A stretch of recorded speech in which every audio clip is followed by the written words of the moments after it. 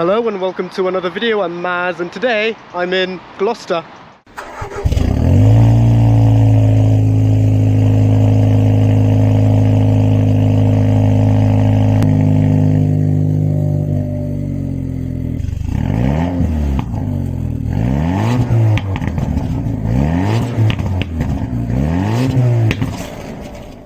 And in today's video I'll be trying out this Jaguar F-Type all-wheel drive R.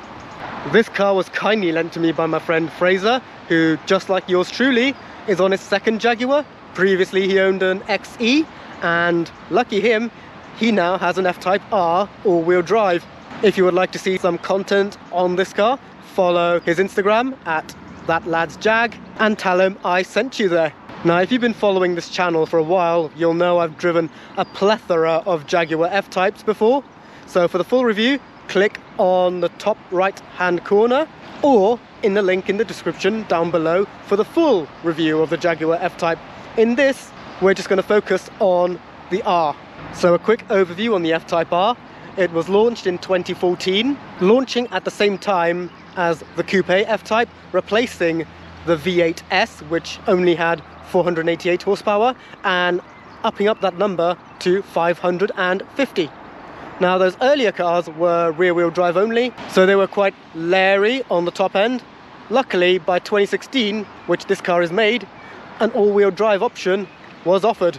And here are all the other stats about this car. A year after the all-wheel drive was offered, all the Rs from then on were all-wheel drive only. Same with the forthcoming SVR.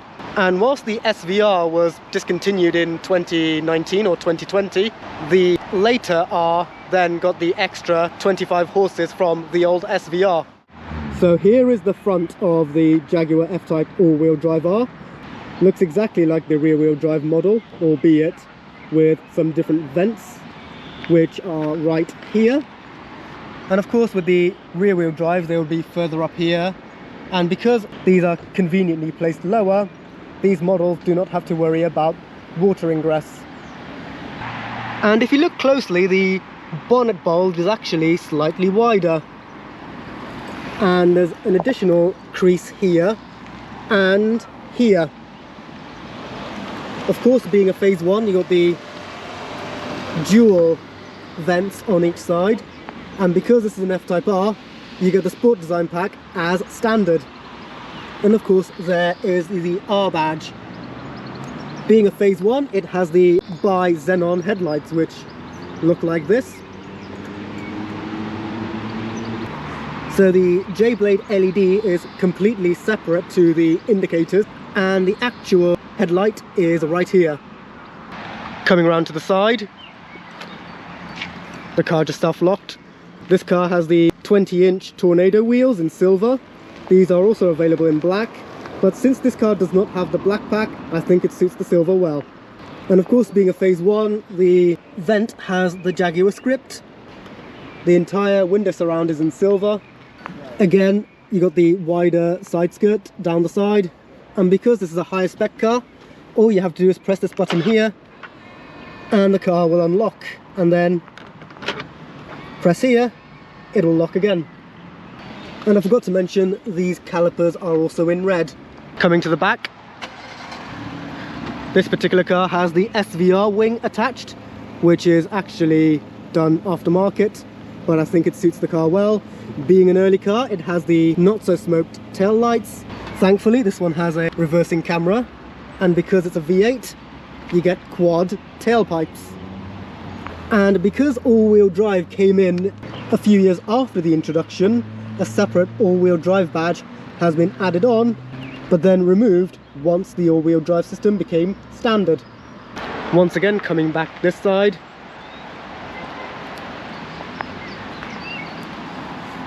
I still think this is one of the finest looking automobiles out there.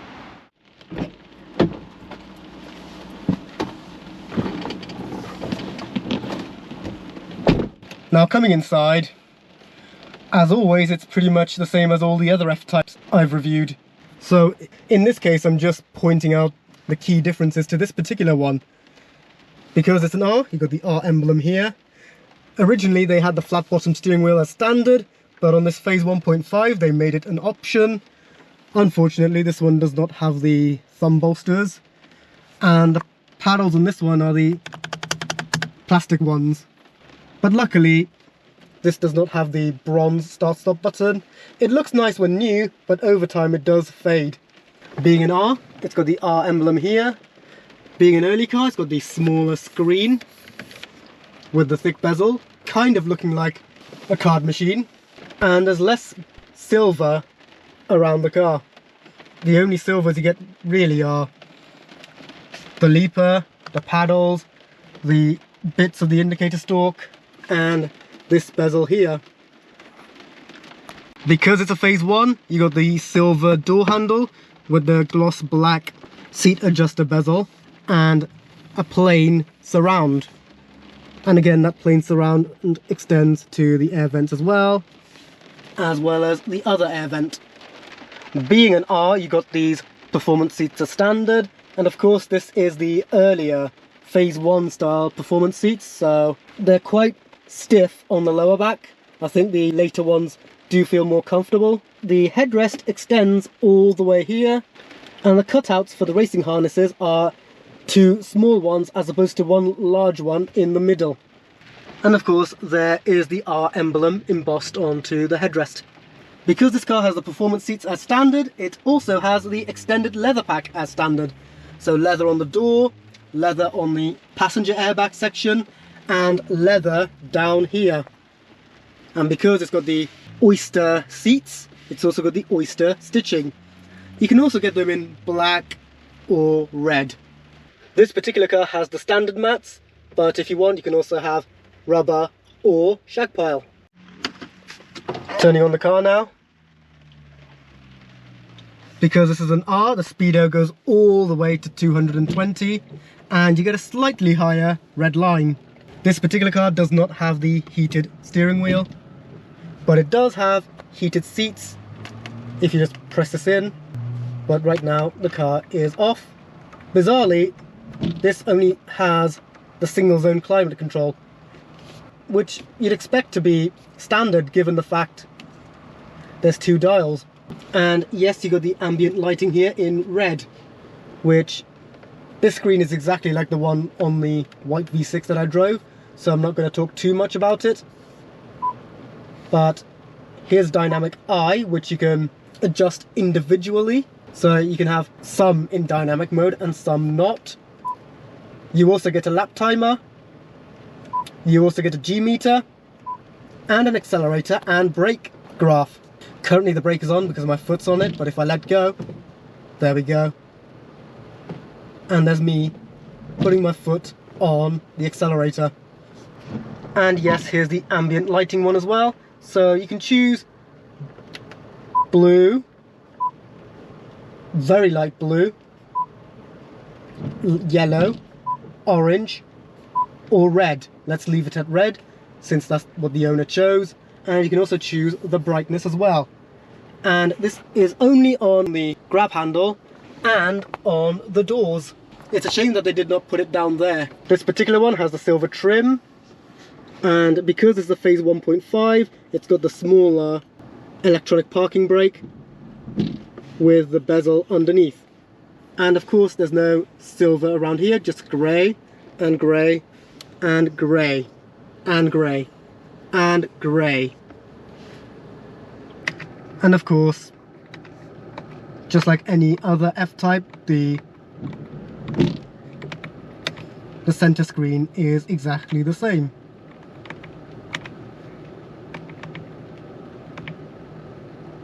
Being a very early car, there is no frameless mirror, and this particular one does not have the Alcantara headlining, just the standard one. And of course, it's also wrapped around the sun visor as well. So that's the exterior and interior done now, so let's see what this car is like to drive. So foot on the brake, start button, window down, exhaust button on, and rev it.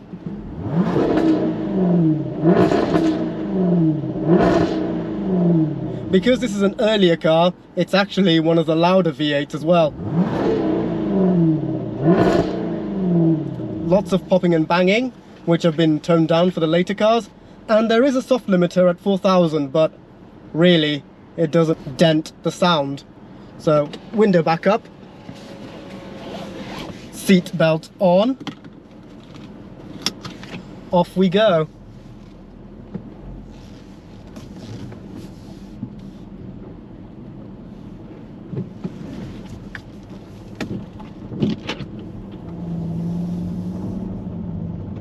Thankfully, being an all-wheel drive, it's very easy to manage, even mid-cornering. I had to set up traffic lights now. This earlier car does not even have the thumb bolsters. It's a bit on the simple side. I think they were only reserved for the flat-bottomed model. Out of all the F-types I've driven, all of them have been round steering wheels. So I am curious to see what a flat-bottom steering wheel is like to drive with. And as I've mentioned in all the other F-type reviews, I feel very cocooned from the outside world. And into traffic already. The wipers are starting to smear, but that's just the usual wear and tear, so nothing much to report about. The thing with this very early Phase 1 car is that the seats do feel a lot stiffer on the back, but luckily this one does have the fully adjustable seats. Yeah, lumbar is fine, and you can also adjust the bolsters, but it's not the bolsters that's doing it, it's the lumbar itself. But even with the lumbar settings fully flat, it still feels too stiff. The seats found in the later car do feel more comfortable, especially on the lower back. So if you do consider getting an F-Type R, I do recommend getting a Phase 2 or a Phase 3. And of course, being an R, these performance seats are standard on all models. Same with the SVR. Yeah, so stop-start, it's very tolerable, though the seats on this earlier one do feel a little too stiff. So here comes a tight turn.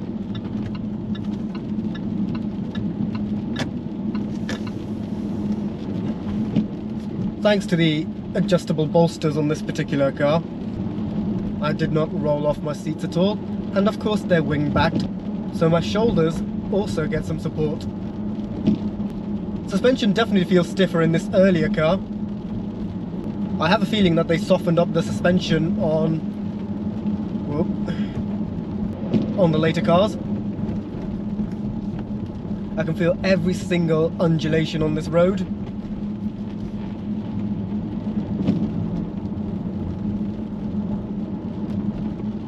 Lots of lateral movement as well going over these speed bumps.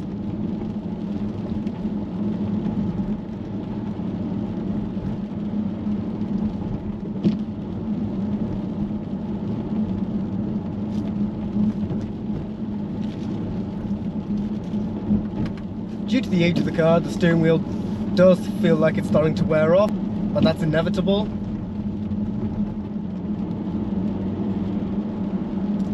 The seat backs, I'm guessing, are a lot thicker because I can hear a lot of leather rubbing on the bulkhead.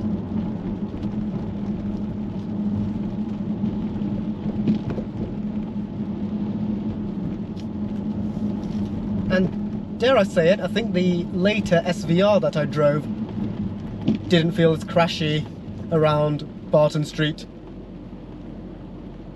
I wonder what it's like around here with the exhaust on. Downshifted a bit.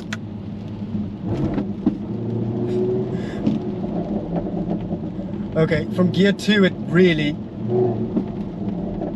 really kicks down, and that's not even in sport mode, this is in drive mode as well. So it is definitely worth saying that the later cars are a lot more refined with their transmission, despite being the same ZF 8-speed. And every time I let go of the accelerator, there's amples of pops and bangs.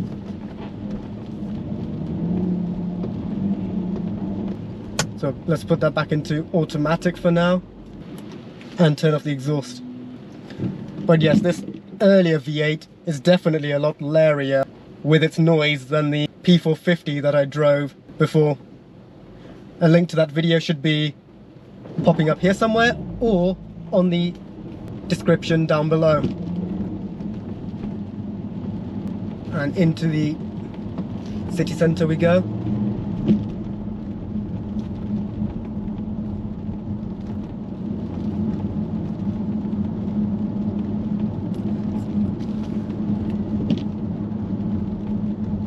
Steering here is definitely very good, even though I did criticise the steering wheel for not having any bolsters like in my checkered flag or in the SV or literally all the other F-types that I've driven. But that's nitpicking, and of course you can easily retrofit a different steering wheel if you'd like, whether it's flat bottomed or if it has the bolsters for the thumbs.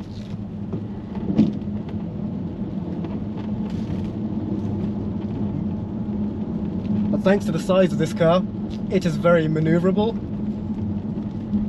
And we're at another set of traffic lights. Let's put the exhaust on once again.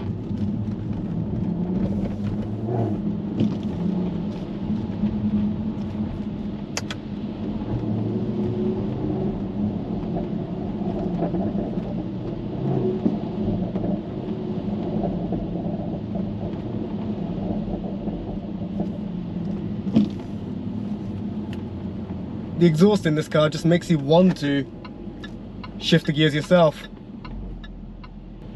But of course we're still in the middle of the city, so there are buses and taxis everywhere.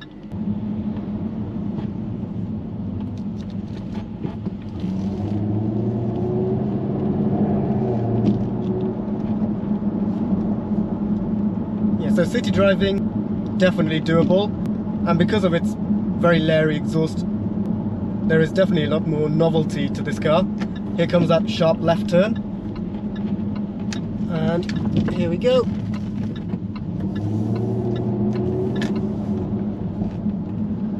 Lots of grip thanks to its all-wheel drive system and no body roll at all.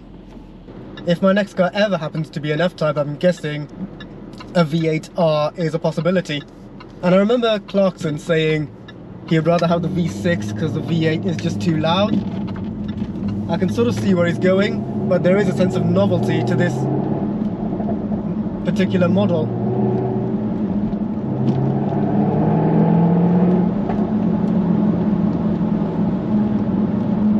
One last thing to test what it's like on the open roads.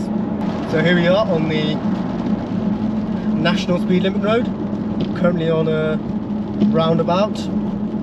Put the gearbox into sport and the drive mode into dynamic.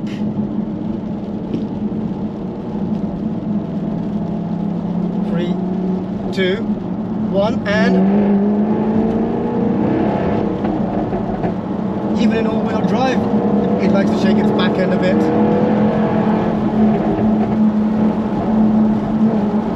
Unfortunately, it's raining, otherwise I would have put the window down to listen to that exhaust.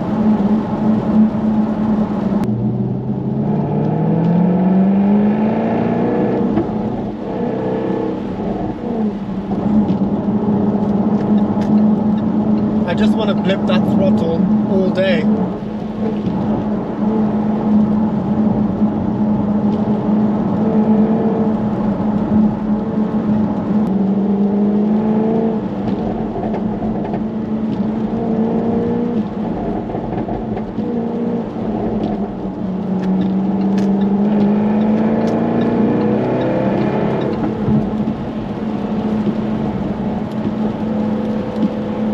Now let's do a U-turn on this roundabout.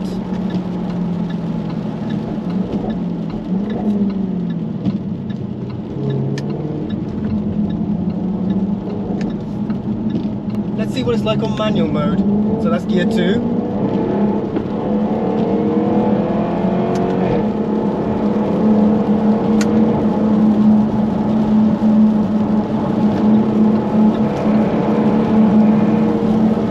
Definitely has the grunt and the grip to merge into dual carriageways. Of course, being a ZF 8-speed torque converter, there is a slight delay in changing gears, but it's so negligible I can live with that. Downshifts are a little laggy than the upshifts, but personally, on an everyday basis, I'd rather have this ZF 8-speed than a twin clutch which jerks on stop-start traffic.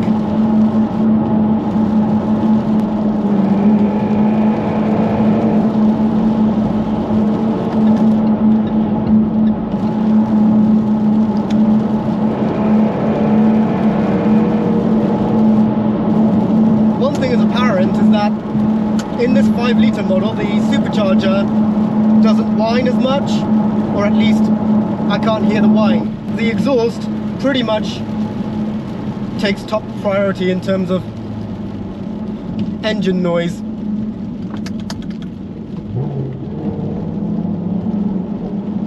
And being a V8, it revs slightly higher than the 2-litre.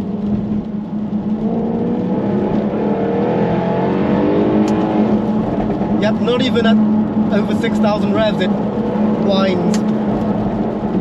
So yeah, I'd say the V6 has a better supercharger noise, but the V8 has the better exhaust noise.